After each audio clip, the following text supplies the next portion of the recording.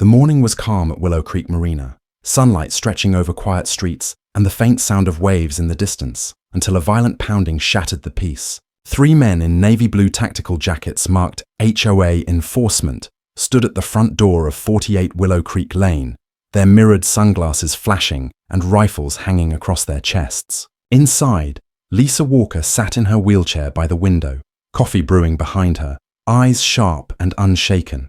The discipline of a Navy SEAL still alive in her, even after Afghanistan took her legs. Her younger twin brothers, Jack and Matt, froze at the sound of the pounding, exchanging the kind of look soldiers share when something feels wrong. The voices outside barked threats. "Last warning! Open the door or we'll take it down." Lisa ordered them to stay back, her tone calm but commanding, while the brothers instinctively shifted into defense, one moving toward the door, the other scanning the windows. Through the frosted glass, the figures outside looked official enough, but to trained eyes, they screamed fake. Jack shouted for them to identify themselves, only to get an arrogant reply about HOA violations. Lisa's frown deepened. No real homeowners association sent armed men for trash cans and overgrown lawns. Then came the sound every soldier knows, a rifle safety flicking off. The air tensed. Lisa gave her warning, 10 seconds to leave or she'd call the sheriff. But the man outside only chuckled.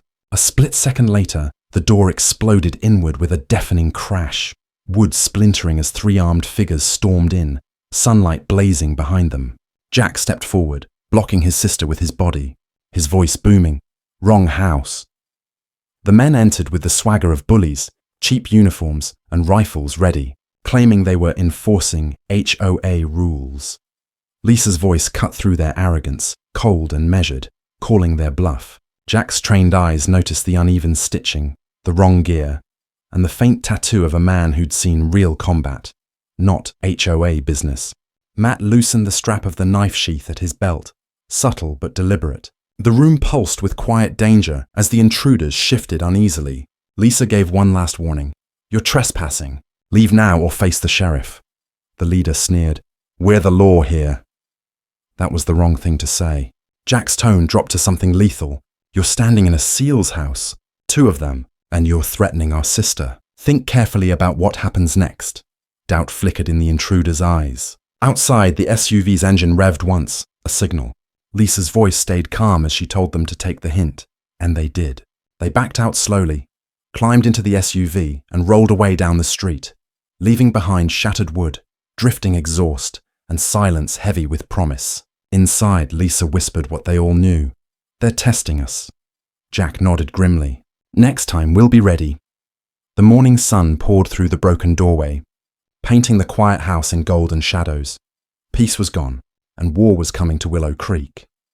The black SUV rumbled away from Willow Creek Lane, its dark windows swallowing the morning sun as the air inside the house fell heavy with silence. Jack crouched beside the shattered frame, fingertips tracing the splintered wood. "They didn't knock that door down just to scare us," he muttered, reading the damage like a soldier reading terrain. Matt nodded slowly, testing response time, seeing who's home. Lisa spun her wheelchair toward the small desk where her laptop waited, her voice already brisk. "Then let's see how smart they are."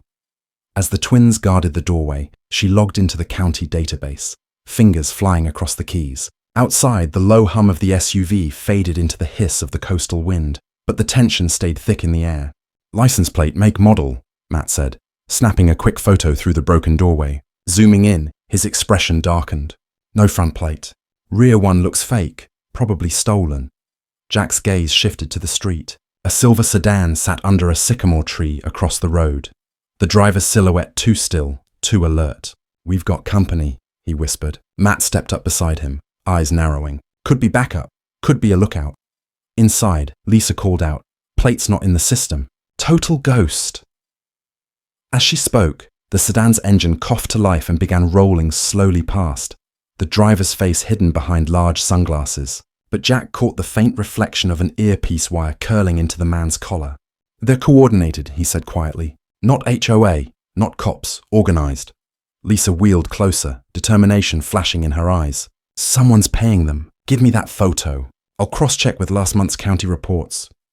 She grabbed Matt's phone, scanning faces, tapping keys. "If they've hit anyone else around here, I'll find it." Jack looked back at the road, voice low. "We need eyes in the neighborhood." Matt gave a tight smile. "Already on it." He opened a small black case from his backpack. Inside, 2 sleek drones gleamed like predatory insects. Within minutes, one was soaring high above the tree line, while the other zipped low between rooftops, sending a live feed to Matt's phone. On screen, they spotted the black SUV 2 blocks away. The same 3 men stood by the tailgate with a 4th figure who had been waiting. One unrolled a large sheet of paper from a tube.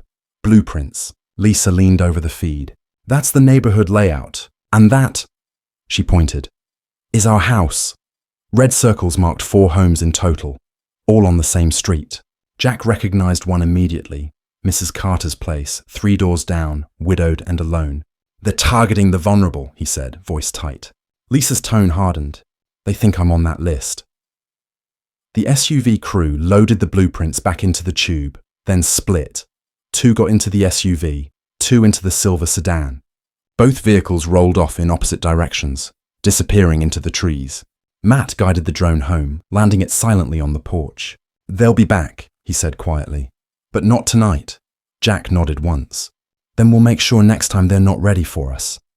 Lisa met his gaze, calm and fierce. "You're thinking counterattack." "I'm thinking," Jack replied. "We make them regret ever picking this street."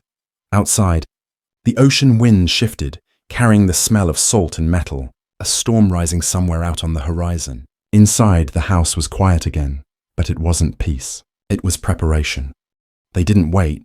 The walkers moved faster than whoever had hired the thugs expected.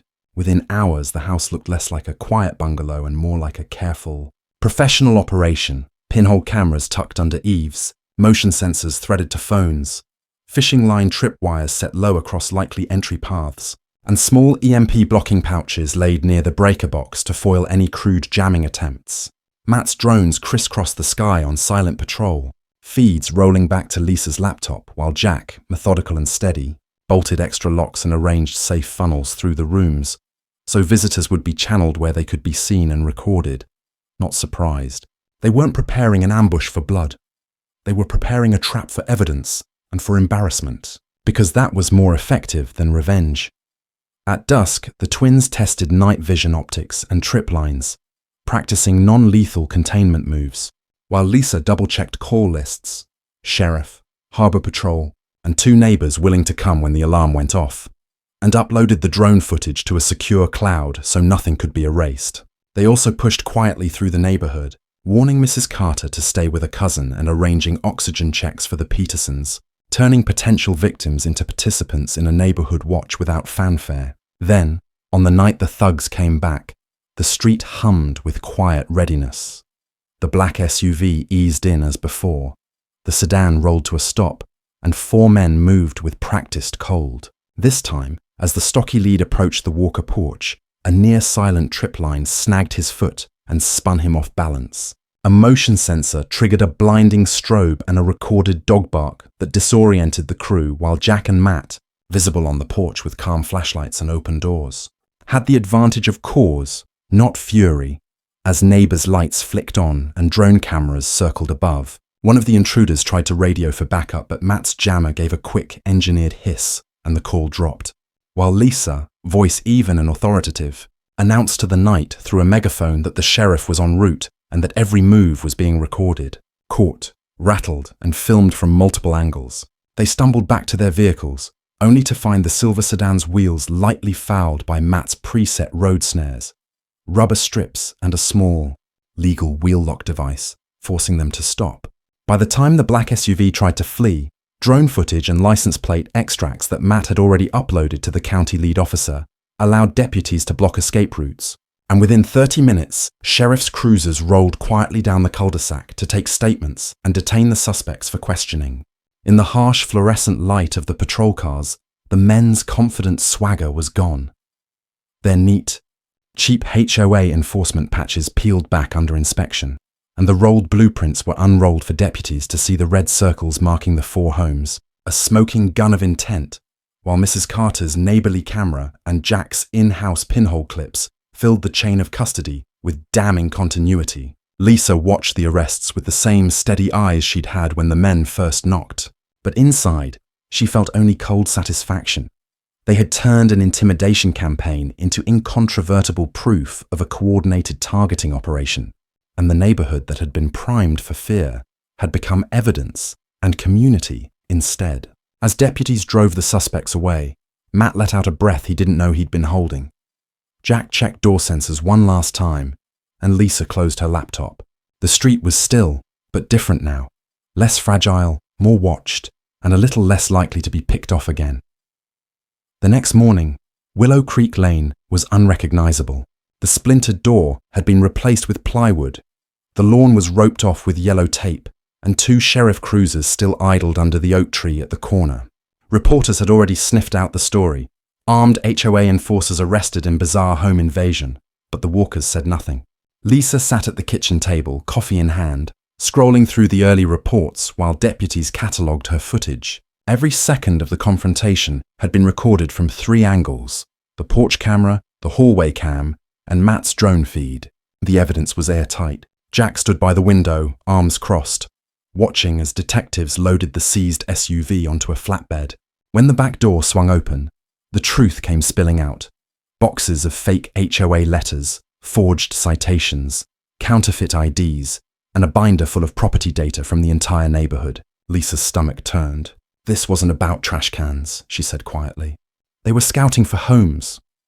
The lead detective, a tall woman with grey hair tied tight at the nape of her neck, nodded grimly. Organized burglary ring, she confirmed. They pose as officials, intimidate residents, then return a week later when no one's home. Matt exhaled slowly. So they picked the wrong house. Lucky for them, the detective replied. You knew how to handle yourselves. Most people wouldn't. She gestured to the recovered evidence. And you just helped us crack a case that's been active for 6 months. By noon, the sheriff's office had connected the suspects to 3 other states. 2 of the fake HOA enforcers had military backgrounds, dishonorably discharged years ago. The ringleader, Marcus Dean, was a known scam artist who'd reinvented himself as a neighborhood compliance officer, running cons in upscale communities. Lisa watched as deputies bagged his forged documents, the cheap patchwork letters, and the counterfeit HOA decals. Every detail had been crafted to manipulate trust. They used fear the same way we used preparation, Jack muttered. The afternoon light softened through the broken blinds, casting long bars across the kitchen. Lisa opened her laptop and typed a message to the real HOA president, attaching photos and clips. 10 minutes later, she received a reply, short, shaken, and grateful. We had no idea, it read. We're increasing patrols and shutting down all door-to-door enforcement permanently. For the first time since the knock, Lisa smiled. That evening, as the street fell quiet again, the walkers sat on the porch, Jack repairing a drone propeller, Matt sipping cold beer from the bottle, and Lisa watching the sunset flicker gold over the water. You think that's it? Matt asked. Lisa didn't answer right away. It's never it, she said finally. But we made them visible. People can't be scared of what they see coming. The coastal wind picked up, rustling through the trees, carrying with it the faint echo of sirens fading down the highway. Somewhere in the distance, another neighborhood would sleep easier tonight because 3 veterans refused to open a door. 2 weeks later, peace had finally settled over Willow Creek Lane. The new door gleamed under the porch light, reinforced steel behind a warm oak finish. The once quiet cul-de-sac now had cameras at every corner, neighbors waving a little more often, eyes lingering just a little longer. What had started as a morning of fear had turned into something else entirely. Unity. Lisa rolled down the sidewalk, greeting Mrs. Carter, who smiled shyly and pressed a small thank you card into her hand. You made us feel safe again, she said softly. Lisa only nodded. We all made each other safe. Inside, the brothers had turned their living room into a small operations hub. Maps and photos lined the corkboard, notes pinned in military precision. The sheriff's office had asked for their help consulting on neighborhood-level threat protocols, a role the walkers took quietly but seriously. It's strange, Jack said one evening, staring at the pinned mugshots of the fake enforcers. We've been in firefights halfway across the world. Never thought the hardest battle would come from people pretending to mow lawns. Lisa's lips curved in a faint smile. Evil doesn't always wear a uniform. Sometimes it wears HOA jackets. Later that night, as the sky bruised purple over the coast, Lisa opened her laptop and began typing a post for a local forum.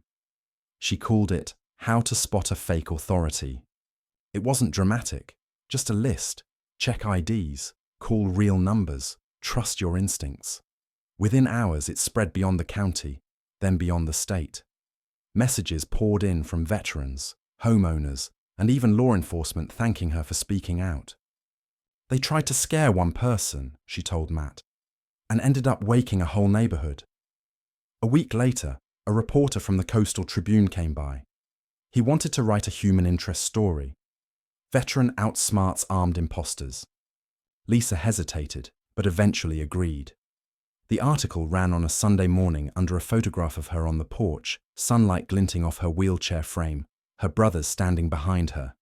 The headline read, "Strength isn't standing, it's refusing to fall." It went viral within days. That night, as the three of them sat by the water, the waves lapping softly against the dock, the conversation turned quiet. "So," Matt said, "what now? We keep watching." Lisa looked out at the horizon, the orange glow melting into the sea. "We stay ready," she said simply. "But we live too. We earned that." The moon rose high, silvering the ripples, and for the first time in a long while, the world felt steady. Back on Willow Creek Lane, porch lights flickered on one by one, like small beacons against the dark. And in the house at number 48, the walkers finally rested. Not because danger was gone, but because courage had taken its place.